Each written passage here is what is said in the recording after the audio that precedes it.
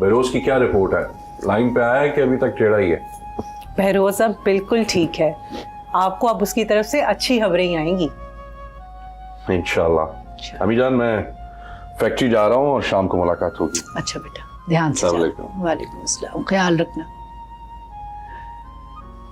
फिर ऐसा करते हैं, उसकी ना शादी फिर जल्दी करा देते हैं। बहरोज की क्या ख्याल है तुम्हारा? नहीं अम्मा, बहरोज कह रहा था कि वो पेपरों के बाद ही शादी करेगा। तकरीबन साल ही तो रह गया है, इंतज़ार कर लेते हैं। बस सफ़िया, मुझे यही फिक्र है कि कोई यूनिवर्सिटी की कुड़ी ना ले ले। अम्मा, आपने मेरी ड्यूटी लगाई है, इंशाल्लाह अच्छा ही होगा। इंशाल्लाह, हमें तो तुम्हारी पसंद हमेशा ही अच्छी लगेगी। इंशाल्लाह अच्छा ही होगा।